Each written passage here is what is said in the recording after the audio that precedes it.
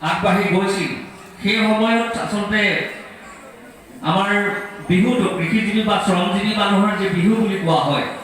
আচলতে বিহুটোৱে কৃষিভিত্তিক উৎসৱ আৰু বিহু কেতিয়া ক'ত কেনেদৰে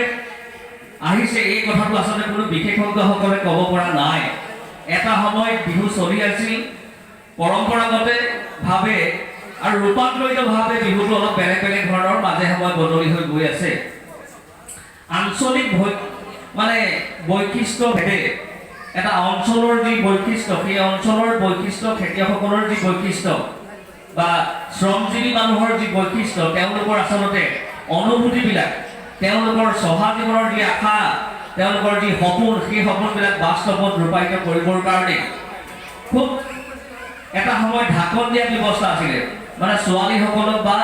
ল'ৰাসকলক চাব পৰা ব্যৱস্থাটো আজিৰ দৰে নাছিল তেনেকৈ সেই ঢাকন দিয়া ব্যৱস্থাটোৰ মাজেৰে আচলতে তেওঁলোকৰ মাজত জাগি থকা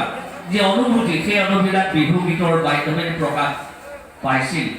আৰু বিহু গীত ক'ব নোৱাৰে যে এই বিহু গীতটো আমি এখেতে ৰচনা কৰা বিহু গীতটো আচলতে সক্ৰিয়ভাৱে পথাৰত ক'ৰবাত গছতলত বা কোনোবা ধৰণৰ এটা নিৰ্জন দ্বীপত বা এনেকুৱা নিৰ্জন মানে ঠাইত কল্পনাভাৱে বিহু গীতবিলাকৰ উৎপন্ন হৈছিলে কোনোবাই বিহুৰ নাম বুলি কয় কোনোবাই বিহু গীত বুলি কয় বস্তুটো একেটাই সেই বিহু গীতে আচলতে পৰৱৰ্তী সময়ত মুখ বাগৰি বাগৰি অঞ্চল ভেদে তেওঁলোকৰ কাব্যিক যি অনুভূতি সেই অনুভূতিবিলাক আচলতে বৰ্তমান সময়ত প্ৰকাশ কৰি বিহুৰ নাম ৰূপে চৰ্চন কৰিবলৈ ধৰিলে আজি ইয়াত বজোৱা ঢোলৰ চেউটো হ'ল আমাৰ শিৱসাগৰত বজোৱা ঢোলৰ চেউৰ লগত অকণমান বেলেগ কিন্তু মূল একেইটাই গ্ৰেণ্ড ফিট ডাউ ডাছ তাৰ পৰা বিভিন্ন ধৰণৰ ঢোলৰ চেউ বা চাপৰ উৎপন্ন হৈছে ক'ৰবাত ধৰা চেউ ক'ৰবাত বুঢ়া চেউ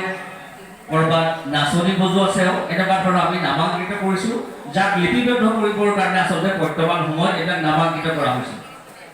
আৰু তেতিয়া আমি বিহুবিলাক শুনিছিলোঁ কেনেকৈ শুনিছিলোঁ এই চাহালুং চুকাফা তেৱে আদি ৰজা তেৱে নাতি পুতি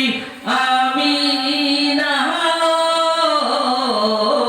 বহাগৰ বিহুতে ধেমালিও এই হুঁচৰি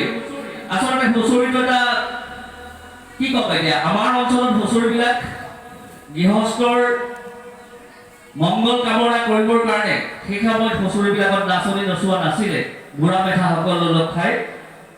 আশীৰ্বাদ দিবৰ কাৰণে প্ৰতিঘৰ গৃহস্থক আশীৰ্বাদ দিবৰ কাৰণে আচলতে প্ৰত্যেক গৃহস্থৰ গৃহে গৃহে তেওঁলোকে হুঁচৰি পৰিৱেশন কৰিছিলে